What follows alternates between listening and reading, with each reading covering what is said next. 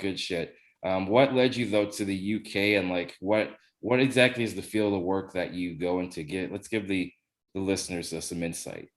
Yeah, okay. So this is a good story, I think. So let's rewind. This was I might get 2017. drunk for this because Oh my God, I am jealous, very jealous. The I'm gonna UK blow needs to some. catch up to Canada. I'm gonna blow some through the screen, boot.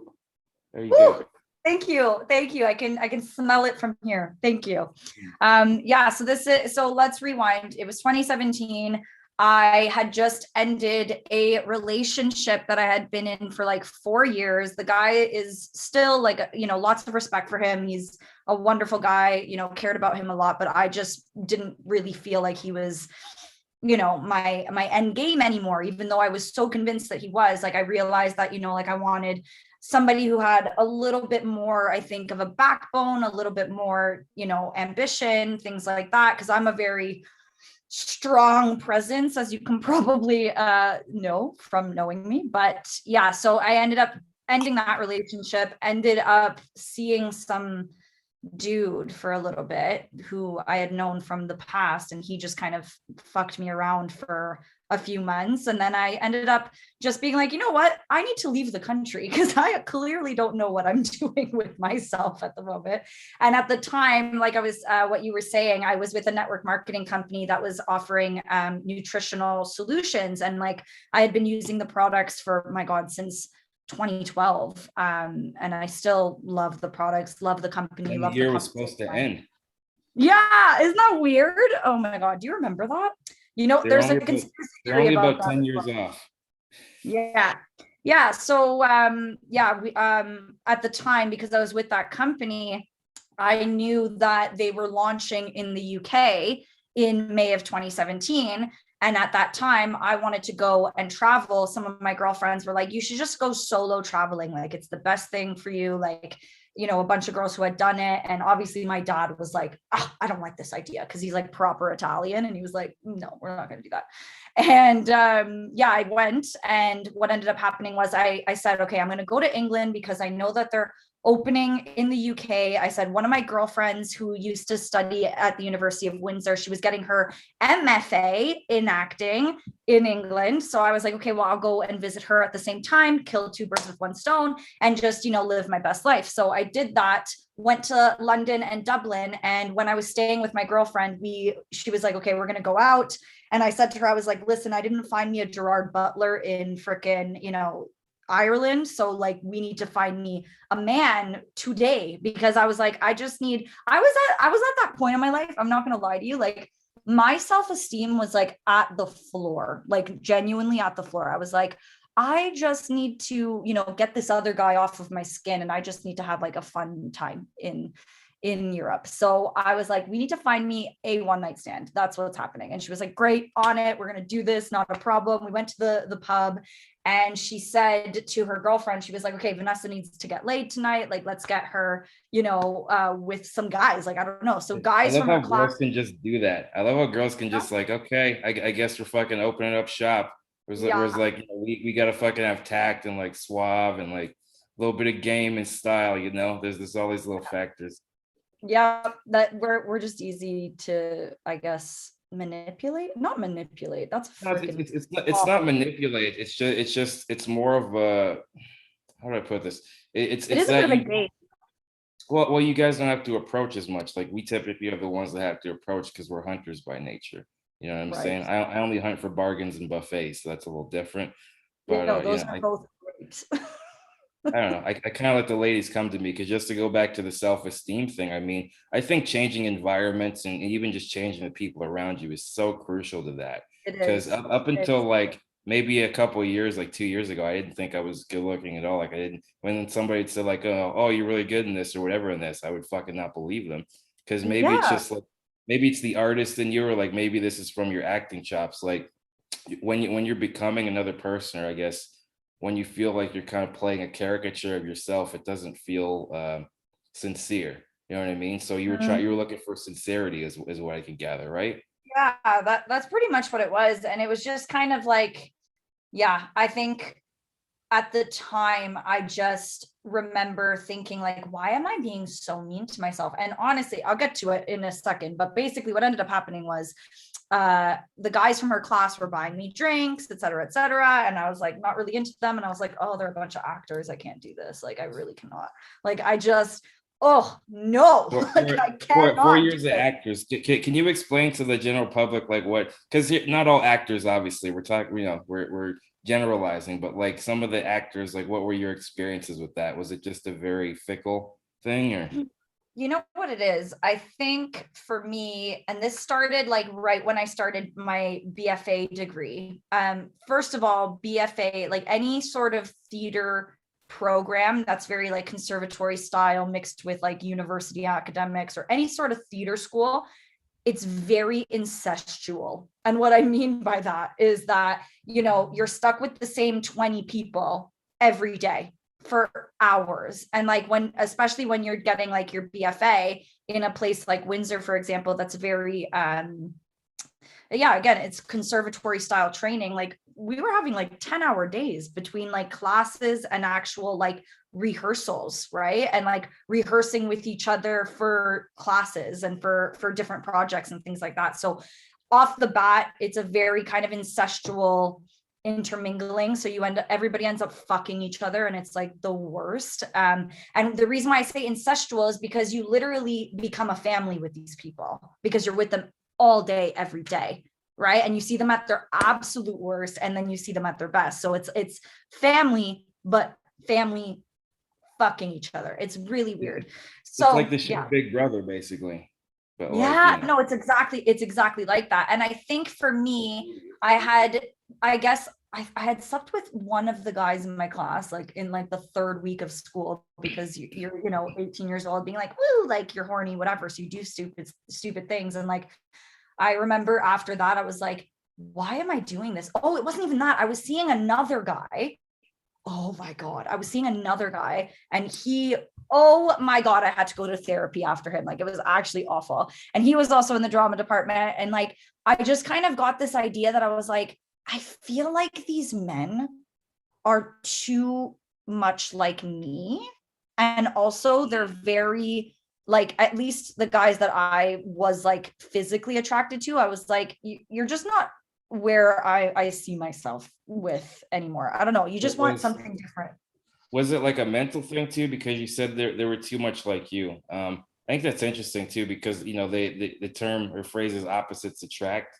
So you want somebody that can kind of help you in something you're deficient at or weak at, or kind I of like agree. I compliment on that. agree 100%. And it's interesting because then the guy that I ended up dating for 4 years, he was a nurse and he was awesome. Do you know what I mean? Like I was like, oh, not an actor. Thank fucking God. So yeah, I don't know. Like I just feel like, you know what it is too?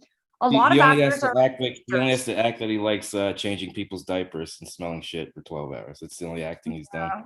Yeah, but yeah, and yeah, he would take care of everybody, which was great. And that made him a good boyfriend too. So I mean, win-win. But I don't know. I think for me as well, like a lot of the guys that are actors, like some of them can be very like, I'm an actor, and like very like, like a stereotypical hipster, like not the good ones. The ones with the unicycle and the dumb socks and fucking Yeah, the like just like that. they just think they're like fuck boys, like fuck boy hipsters. Do you know what I mean? Like I don't know. That was the vibe. It was just lots of fuck boys. And again, this is not all, obviously, as we said, these are generalizations, but I just wasn't into it. So anyway, wasn't into the guys that my girlfriend was trying to hook me up with, but I saw this guy like looking at me from like the table across, and I was like, oh, he's cute, but I'm a woman, like I'm not going to do anything. So I remember I went to the bathroom, and which was down the stairs at this pub, and I remember like being in the bathroom being like, well, of course you're not gonna get laid in England like your other friend did. Like what kind of stupid like expectations did I have? Like I'm not really sure, but They're very anyway, that's the grandiose, story. very Yeah, grandiose. well, yeah. So what ended up happening was I got up the stairs, and my now boyfriend literally just came out of nowhere, swept me off my feet, and he started dancing with me, and he started like with his cute little British accent, he was like, I'm really sorry, but you're the most exquisitely gorgeous creature, and I just had to dance with you. And I was like, yeah, okay, fine, fuck it. Like, I'm like, all Do right. you think he followed you to the bathroom? Be honest, you know. Do you think he fucking what if he didn't even have that accent? He's just like Hugh Grant in the movie. Yeah, but you know what? That's so funny that you said that, because Phil and I are trying to like film like a how we first met video to like put on YouTube. We filmed it, but I'm like wanting to refilm it. And he literally said, he was like, yeah, like you kind of have to like Hugh Grant yourself up for these like North Americans, right? Like that's just what you do. And I was like, whatever. So, but I don't think he knew that I was Canadian though, because when I started speaking, he was like, oh God, where are you from? And I was like, I'm from Canada, but I could talk like you too. And he was like, get out. Like, We still have your queen on our money. We do. You literally. I was like, listen, we have the same queen. Like that's that. So yeah, he ended up being hilarious. And so I ended up going home with him. And I was saying to like my girlfriend Brianna, I was like, okay, I'll see you tomorrow. Just keep like your Facebook on so I can call you like at 6 a.m. when I'm gonna come home from this guy's house or whatever. Thought that was gonna happen, went to his place, one thing leads to another. Don't leave the house until 12 in the afternoon. And then he was like, oh, like, when are you leaving? And I was like, Tuesday, because this was Saturday at this point. And he's like, right, I'll pick you up tonight then. I was like, perfect, let's do that. So did that. And yeah, spent the whole weekend with him pretty much. And that was like a romantic weekend with a European. He's half French, half English. And I remember thinking to myself, I'm like, fuck's sake. I'm like, this guy is freaking awesome. And I'm living in Canada. Like, why? Why is this happening? And it's weird because before I met him, I remember like as soon as I heard the first British accent, I was like, I could be around British people all day. Like I was meant to be here. Like I was just walking around like, I want to live here. And it just, yeah, foreshadowing. I want it to rain 80% of the time and have like decent food. But like Yeah, that comes from what's so funny? That is such a stereotype that like British food is disgusting, and it literally could not be farther from the truth. Fun really. facts. What's the best food you've had in the UK? So other than the fact that obviously because I live like pretty much on the outskirts of London, and like you can get a wide variety of amazing cuisine, like obviously it's a major city, but even just like their national dish is, what is it? I think it's, oh God, it's one of the curries because they've adopted that. But like even like just like a roast dinner on a Sunday, I'm like, oh my God, this is delectable. Like people really talk shit about like, oh, like the British don't know how to season their food. And actually, I found out that that's a stereotype that happened after the war when they were rationing. And I was like, Which war? Was it the first war or like an earlier one? I think it was the Second World War, I think. Okay. It could have been after the First World War. I'm actually not sure, but it was one of the two. And obviously, because they had their rations, right? Like they couldn't really do much, but actually, like they're delicious. Like, I don't know, it's a lot of meat, potatoes kind of thing. There's obviously fish and chips, things like that. But equally, like Phil's both of his parents, because his parents are divorced but remarried, like his mom is French, so she knows how to obviously like cook well. But even like his dad's wife, like she's proper English and she cooks like amazing. Like I've had some of the best dishes with them. So yeah, it's weird. Like London in particular has amazing cuisine, amazing restaurants. Like you can't really go wrong. They're really big here on like Turkish food. They have a lot of Turkish places, like they do meze restaurants and things like that. Chinatown is amazing, obviously. Yeah, there's just so many different restaurants. They have obviously like the best Indian food ever. Yeah, it's amazing, can't complain. I'm like, I'm well fed here. Yeah, you didn't have to tell me. Yeah, listen, me, I like food. If you follow me on Instagram, you know that like I love cooking. But anyway, so I met my boyfriend. Italian. Yeah, exactly. I'm Italian Portuguese. So there's that. So my boyfriend's lucky because he's well fed as well. That's that.